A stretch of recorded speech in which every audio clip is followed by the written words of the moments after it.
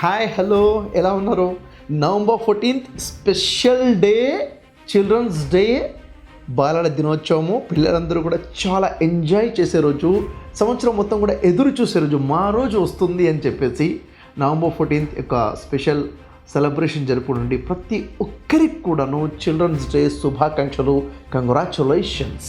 అయితే ఈరోజు మీ అందరి కోసము ఒక మంచి స్టోరీ, చాలా ఇంట్రెస్టింగ్ స్టోరీ తీసుకొని వచ్చాను. ఈ స్టోరీ ప్రతి ఒక్కరు వినాలి. ఎంతమంది అయితే ఈ వీడియో వింటున్నారో వారి పెద్దలైతే తప్పకుండా మీ పిల్లలకి స్టోరీ వినిపించండి. ప్రతి టీచర్కి చెప్తున్నాను, మీ స్టూడెంట్స్కి వినిపించండి. ప్రతి స్టూడెంట్ కూడాను, ప్రతి విద్యార్థి, ప్రతి పిల్లవాడు కూడా ఈరోజు నేను చెప్పబోతున్న స్టోరీ వినాలి. అయితే మరి ఈ స్టోరీ నేను చెప్తుంది పెద్దవాళ్ళు వినొద్దా అంటే, ఎవరిలైతే నాలో ఇంకా పిల్లవాడు బ్రతికే ఉన్నాడు, నాలో ఇంకా పిల్లవాడు ఉన్నాడు అని ఎవరైతే భావిస్తున్నారో, నా మనసు చిన్నదే, నా మనసు చిన్న పిల్లవాడిదే అని అనుకుంటున్నారో వాళ్ళందరి కోసం కూడా. నిజానికి చెప్పాలంటే ఈరోజు మనం పెద్ద అయిపోయాము అని మనం ఫీల్ అయిపోతున్నాం. ఏదో జాబులు చేస్తున్నాము, ఉద్యోగాలు చేస్తున్నాము, అంటే బిజినెస్లు చేస్తున్నాము, ఏదో చేస్తున్నాము. ఎందుకు? జీవించడం కోసమే చేస్తున్నాం. అవునా? మన ఉద్దేశం జాబ్ చేయడము, మన ఉద్దేశం వ్యాపారం చేయడం కాదు. మనం జీవించడం కోసం, కావాల్సిన డబ్బు కోసం ప్యాషన్ చేస్తున్నాం. కానీ లైఫ్ ఎంజాయ్ చేయాలి, పిల్లవాడిగానే బతకాలి. సో ఈరోజు చెప్తున్న స్టోరీ ప్రతి ఒక్కరి కోసం కూడాను తప్పకుండా వినండి. మరి ఈరోజు నేను చెప్తున్న స్టోరీ గతంలో మీరు ఒకవేళ విని ఉంటే, మేబీ కొంతమంది విని ఉండొచ్చు. ఇక్కడ నాకు మీరు చెప్పాల్సిందండి, ఈ స్టోరీ మీరు ఎప్పుడు విన్నారు? ఫస్ట్ మీకు ఈ స్టోరీ అసలు ఎవరు చెప్పారు? ఈ కథ ఎవరు చెప్పారు? మీకు గుర్తుంటుందా? గుర్తు చేసుకోండి. మరి ఈ స్టోరీ మీకు చెప్పినప్పుడు దాంట్లో మోరల్ మీకు ఏమర్థమైంది? ఇది తప్పకుండా కామెంట్లో తెలియచేయండి, ఓకేనా? సో చిల్డ్రన్స్ డే సెలబ్రేషన్ ఈరోజు మీరు ఎలా చేసుకుంటున్నారు? ఈరోజు స్పెషల్గా మీరు ఏం తిన్నారు? ఏం స్వీట్, ఏం చాక్లెట్, మీ ఫ్రెండ్స్ ఎలా ఉన్నారు? సెలబ్రేషన్ ఎలా జరిగింది? మా టైంలో అయితే చూడండి, ఒక్కొక్క జనరేషన్ మారుతుంటే చిల్డ్రన్స్ డే సెలబ్రేషన్స్ మారుతున్నాయి. మా టైంలో అయితే పిల్లలే టీచర్స్ లాగా రోల్ ప్లే చేసేవారు కదా, టీచర్స్ లాగా ఉండేవారు, చిన్న చిన్న లెసన్స్ చెప్పేవారు. ప్రతి సబ్జెక్ట్కి ఒక టీచర్ లాగా, స్కూల్ కంప్లీట్ ఎన్విరాన్మెంట్ కూడా పిల్లలు చాలా ఎంజాయ్గా ఉండేది. పిల్లలందరూ కూడా సార్లుగా టీచర్స్ లాగా రెడీ అయి రావడము, మరి head master, principle, district education officer వచ్చే విధంగా ఇన్స్పెక్షన్ కంప్లీట్గా చాలా చక్కగా అనిపించేది, చాలా ఎంజాయ్ చేసేవాళ్ళము. మరి ఇప్పుడు ప్రజెంట్ మీ పిల్లలు ఎలా సెలబ్రేట్ చేస్తున్నారు నేను అడుగుతున్నాను. ఈ మా స్పీచ్ వింటున్నటువంటి మీరు, మీ సెలబ్రేషన్ ఈరోజు ఎలా జరుగుతుంది కూడా తప్పకుండా కామెంట్లో తెలియచేయండి, ఓకే? అయితే నేను స్టోరీ చెప్పే ముందు ఒక బేసిక్గా 2-3 విషయాలు చెప్తాను. ఈ చిల్డ్రన్స్ డే ఎందుకు సెలబ్రేట్ చేసుకుంటున్నాము అంటే, మన భారతదేశానికి స్వతంత్రం వచ్చిన తర్వాత మొట్టమొదటి ప్రైమ్ మినిస్టర్, ప్రధానమంత్రి ఎవరు? పండిత్ జవహర్లాల్ నెహ్రూ. పండిత్ జవహర్లాల్ నెహ్రూ గారి యొక్క బర్త్డే నవంబర్ 14th. దాన్ని సెలబ్రేట్ చేసుకుంటూ, గుర్తు చేసుకుంటూ చిల్డ్రన్స్ డే చేస్తున్నారు. దానికి లింక్ ఏంటి అని మీరు అనొచ్చు. లింక్ ఏంటంటే, పండిత్ జవహర్లాల్ నెహ్రూ గారికి చిన్నపిల్లలంటే చాలా ఇష్టము, చాలా ప్రాణం. వారికి ఉన్నటువంటి అపారమైన ప్రేమ కొద్దీ వారి బర్త్డేని చిల్డ్రన్స్ డేగా చేయడం జరిగింది. మరి నెహ్రూ గారి యొక్క బలమైన నమ్మకం ఏంటో తెలుసా? Children are the future of nation అని బలంగా నమ్మేవారు.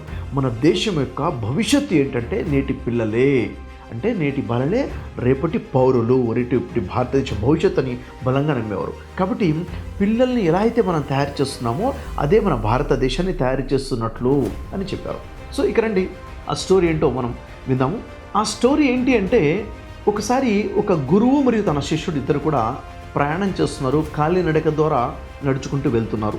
మరి వారి దారి మధ్యన ఒక కాలువ ఒడ్డున కూర్చుంటారు, కొంచెం సేద తీర్చుకుందాం, రెస్ట్ తీసుకుందాం అని చెప్పేసి. మరి ఎప్పుడైతే వాళ్ళు అక్కడ కూర్చున్నారో వాళ్ళ దృష్టి, ఆ గురువు గారి యొక్క దృష్టి పడుతుంది. ఒక తేలు, ఒక స్కార్పియన్ ఆ నీళ్లలో పడిపోయి ఉంది, నీళ్లలో ఇబ్బంది పడుతుంది, మునిగిపోతుంది అన్న విషయం గమనిస్తారు. వెంటనే ఆ గురువుగారు ఏం చేస్తారంటే, ఆ మునిగిపోతున్నటువంటి ఆ తేలుని కాపాడాలని చేతిని నీళ్లలో ముంచేసి ఆ విధంగా బయటికి తీసే ప్రయత్నం చేస్తారు.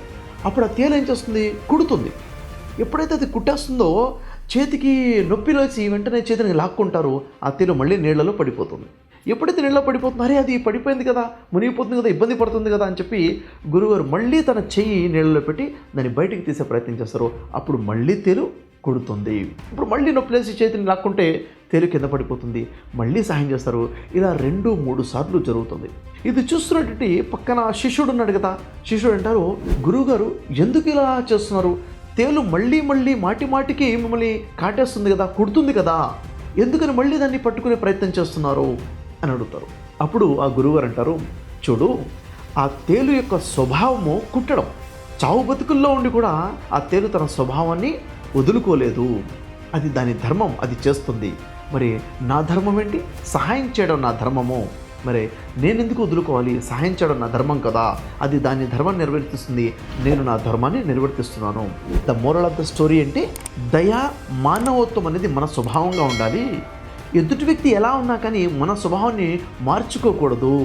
మన ఎప్పుడు కూడా మానవత్వాన్ని కలిగి ఉండాలి, సహాయ గుణాన్ని కలిగి ఉండాలి అని చెప్పారు. పిల్లలు ఏ రంగంలో సక్సెస్ అవ్వాలన్నా కానీ కావాల్సింది పాజిటివ్ మైండ్ సెట్. ఒక వ్యక్తి పాజిటివ్గా ఆలోచించేవాడు ఖచ్చితంగా ప్రతి రంగంలో సక్సెస్ అవుతాడు. మరి ఇది ఎలా సాధ్యమవుతుందంటే డివైన్ మైండ్ సెట్ వల్ల సాధ్యమవుతుంది. మన ధర్మ గ్రంథాలు ఏవైతే ఉన్నాయో, భగవద్గీత, బైబిల్, ఖురాన్, వేద శాస్త్రాల్లో డివైన్ లా చెప్పబడి ఉంది, డివైన్ మైండ్ సెట్ చెప్పబడి ఉంది. ఏ వ్యక్తి అయితే డివైన్ లాని ఫాలో అవుతాడో, డివైన్ మైండ్ సెట్ని ఫాలో అవుతుంటాడో ఆ వ్యక్తి ఖచ్చితంగా తన జీవితంలో సక్సెస్ అవుతాడు. సో అందుకే పిల్లల కోసం స్పెషల్గా మైండ్ సూత్ర అని చెప్పేసి special 3 months online classes every Sunday 2 hours program ఉంది. దీనికోసం మీ పిల్లల కోసం ఈ ప్రోగ్రాంలో రిజిస్టర్ చేసుకోండి. డీటెయిల్స్ కోసం మీ నెంబర్కి కాంటాక్ట్ చేయండి. అదేవిధంగా మరి ప్రతి ఒక్కరి కోసం గుడ్ న్యూస్ ఏంటంటే డివైన్ మైండ్ సెట్ మెరాకిల్స్ అని ధార్మిక గ్రంథాల వెలుగులో ఉన్నటువంటి ఆన్లైన్ క్లాసెస్ ప్రతి ఒక్కరి కోసం అందుబాటులో ఉన్నాయి. ఉపయోగించుకోండి. మరి చెప్పండి, మీరు ఎంతమందికి ఈ స్టోరీ నచ్చింది? ఎంతమంది ఈ స్టోరీని గుర్తుపెట్టుకుని ఇప్పటి నుంచి హెల్పింగ్ నేచర్ని కలిగి ఉంటారు? మీ ఫ్రెండ్స్ ఎప్పుడన్నా ఏదైనా హెల్ప్ కావాలంటే వాళ్ళకి హెల్ప్ చేయాలి. ఎవరన్నా ప్రాబ్లంలో ఉన్నారంటే వాళ్ళకి హెల్ప్ చేయాలి. ఇంట్లో అమ్మా నాన్న వాటర్ కావాలంటే వెంటనే వాటర్ తెచ్చి ఇచ్చేవాలి. మమ్మీకి హెల్ప్ చేయాలి, డాడీకి హెల్ప్ చేయాలి. మీరు నెమ్మదిగా పెరిగి పెద్దవాళ్ళు అవుతున్నారంటే మమ్మీ డాడీకి టీ కావాలంటే టీ పెట్టి ఇవ్వాలి. అవసరమైతే ఇంట్లో కిచెన్ రూమ్లో మమ్మీకి హెల్ప్ చేయాలి, డాడీకి పనిలో హెల్ప్ చేయాలి. హెల్పింగ్ నేచర్ కలిగి ఉండాలి. ఏ వ్యక్తి అయితే హెల్పింగ్ నేచర్ కలిగి ఉంటాడో అతను the good person, good personality. మరి ఎంతమంది అయితే పెద్దలు ఈ స్టోరీ వింటున్నారో వారు మేము పెద్దవాళ్ళం అయిపోయాం కదా అన్న ఫీలింగ్ కాదు. వాస్తవానికి మనం ఎంత పెద్దవాళ్ళమైనా కానీ మనలో ఆ చిన్నతనము, ఆ పిల్లల మనస్తత్వం అనేది అది కలిగి ఉండాలి. ఎందుకంటే పిల్లల మనస్తత్వమే ప్యూర్. ఆ వ్యక్తి హ్యాపీగా, సంతోషంగా, నేచర్కి దగ్గరగా ఉండగలుగుతారు. సో ఈ స్టోరీ నుంచి మనందరం కూడా తెలుసుకుంటుంది హెల్పింగ్ నేచర్ ఎప్పుడూ వదులుకోకూడదు. ఈరోజు బాలల దినోత్సవం సందర్భంగా ప్రతి ఒక్కరికి కూడా ఒక ముఖ్యమైన మెసేజ్ ఇవ్వాలనుకున్నాను. తప్పకుండా వినండి, ప్రతి ఒక్కరికి షేర్ చేయండి. ఎందుకంటే ఇది మన భారతదేశం యొక్క భవిష్యత్తుకు సంబంధించిన విషయం కాబట్టి. నేటి బాలలే రేపటి పౌరులు. పిల్లల భవిష్యత్తే మన దేశ భవిష్యత్తు. కానీ వాస్తవానికి ఈరోజు పిల్లలు ఎలా ఉన్నారు? పిల్లల పద్ధతులు ఎలా ఉన్నాయి? పిల్లల మనస్తత్వం ఎలా ఉంది? పిల్లల యొక్క నేచర్ ఏమైపోతుంది? పెద్దల పట్ల వాళ్ళ బిహేవియర్ ఎలా ఉంది? తల్లిదండ్రులతో ఎలా ప్రవర్తిస్తున్నారు? టీచర్స్ ఎలా ప్రవర్తిస్తున్నారు అంటే పెద్ద ప్రశ్నార్థకంగా మారిపోయింది. ఈరోజు మా పిల్లలు మా మాట వినటం లేదు అని పేరెంట్స్ అంటున్నారు. టీచర్స్ కూడా మా పిల్లలు మా మాట వినటం లేదు అని చెప్పి అంటున్నారు. పిల్లల మీద మీడియా ఇంపాక్ట్ చాలా బలంగా పనిచేస్తుంది. ఎవరు ఎప్పుడు ఎక్కడ ఎలా డిబేట్ అయిపోతున్నారో అర్థం కానివ్వండి పరిస్థితి. పిల్లలకి గట్టిగా ఏదైనా చెప్తా ఉంటే హట్ అయిపోతారేమో, బాధపడిపోతారేమో, ఎప్పుడేం చేసేసుకుంటారో అన్న భయంతో బిక్కుని పేరెంట్స్ భయపడుతూ జీవితం గడిపే పరిస్థితి ఉంది. ఇలాంటి ఛాలెంజింగ్ పొజిషన్లో తల్లిదండ్రులకైనా, గురువులకైనా, టీచర్స్కైనా ఒక పెద్ద ఛాలెంజ్ ఏంటంటే ఇలాంటి సిచ్యువేషన్లో కూడా పిల్లల్ని సరిచేస్తూ వారి భవిష్యత్తును తీర్చిదిద్దాలి. ప్రతి పిల్లవాడిలో దాగి ఉన్నటువంటి ఒక ప్రతిభ, టాలెంట్ ఏదైతుందో దాన్ని వాళ్ళు గుర్తించే విధంగా వాళ్ళకి తెలియచేసి దాని మీద ఫోకస్ చేసే విధంగా చేయాలి.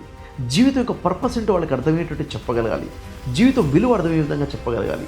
ఫ్రెండ్షిప్ అంటే అర్థమయ్యేటట్టు చెప్పాలి. పేరెంట్స్ వాల్యూ ఏంటో అర్థమయ్యేటట్టు చెప్పగలగాలి. గురువుల విలువ ఏంటో వాళ్ళకి అర్థమయ్యేటట్టు చెప్పగలగాలి. వారికి చెప్పడం కాదు, వాళ్ళు రియలైజ్ అయ్యే విధంగా పిల్లలకి చెప్పగలగాలి. సక్సెస్ అంటే ఏదో మార్కులు, ర్యాంకులు సంపాదించడమే కాదు, డబ్బులు సంపాదించడమే సక్సెస్ కాదు. గుడ్ హ్యూమన్ బీయింగ్గా ఉండడం రియల్ సక్సెస్ అని వాళ్ళకి అర్థమయ్యేటట్టుగా చెప్పగలగాలి.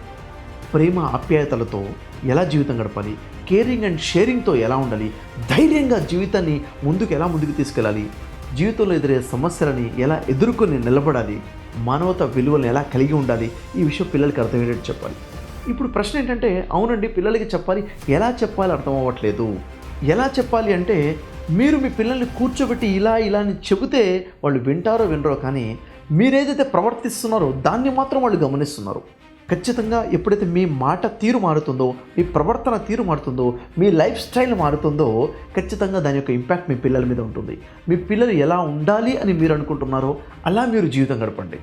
మీ పిల్లలకి ఎంత టెక్నాలజీ అందించాము, మీ పిల్లలకి ఎంత హై గ్రేడ్ ఎడ్యుకేషన్ ఇచ్చాము అన్నది కాదు, మీ పిల్లల్లో ఎంత విలువలు నేర్పించాము, ఎంత మానవత్వం నేర్పించాము, తోటి మనిషి యొక్క విలువ ఎంత అర్థమయ్యేటట్టు చెప్పామో ఇదే నిజమైన జీవితానికి ఉపయోగపడేటువంటి స్కిల్ అనమాట.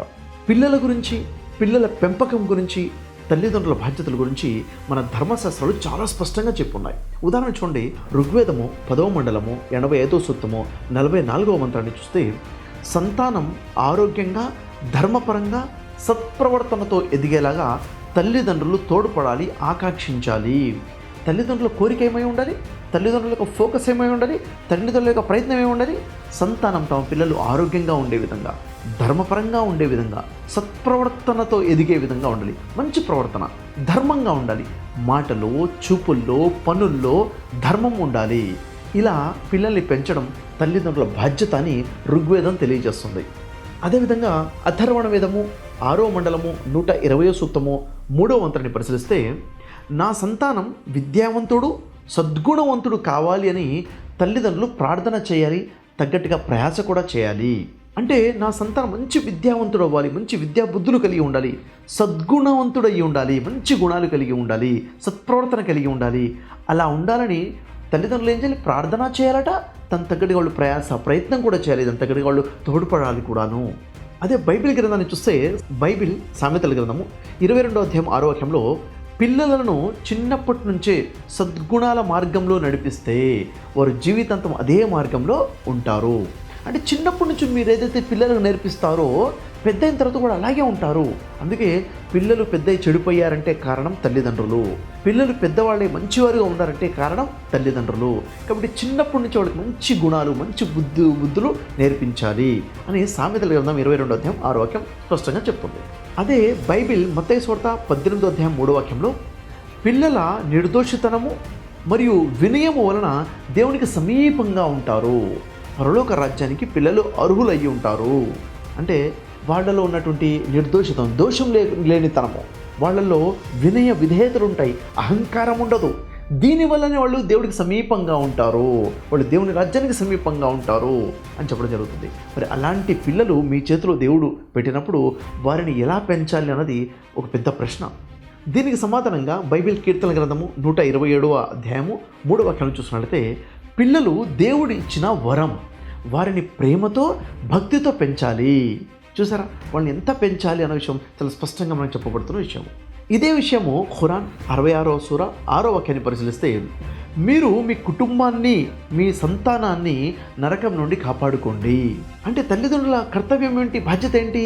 పిల్లలకు మంచి నైతికత నేర్పించడము, ధర్మం నేర్పించడము ఒక బాధ్యతగా ఉందని ఈ వాక్యంలో మనకు అర్థమవుతుంది. తిర్మిజీ 1952వ హదీస్లో చెప్పబడిన విషయం ఏంటంటే, తండ్రి తన పిల్లలకు ఇచ్చే ఉత్తమమైన బహుమానము మంచి నడవడిక. చూసారా ఎంత గొప్ప విషయము. సో ఒక తల్లిగా, ఒక తండ్రిగా మన అందరి బాధ్యత ఏంటంటే, మన పిల్లలు మన దేవుడిచ్చినటువంటి వరము అని భావించి వారికి మంచి విద్యాబుద్ధులు నేర్పించడము, మంచి సంస్కారం నేర్పించడము, మంచి నడవడిక నేర్పించడము, వారిలో మంచి ధైర్యాన్ని నింపించడము, ఒక పాజిటివిటీ ఇవ్వడము, మంచి మానవత్వం వారిలో వచ్చే విధంగా చేయడము మన బాధ్యత అని గుర్తించి పిల్లలకి మంచి భవిష్యత్తునిచ్చి మన భారతదేశాన్ని ఉజ్వలమైనటువంటి భారతదేశంగా నిర్మించుకోవడం మన బాధ్యత. వన్స్ అగైన్ చిల్డ్రన్స్ డే శుభాకాంక్షలు ప్రతి ఒక్కరికి తెలియజేస్తున్నాను. ఈరోజు విన్నటువంటి ఈ వీడియో ద్వారా మీరు నేర్చుకున్నదేంటో ఖచ్చితంగా కామెంట్లో తెలియచేయండి. Thank you very much.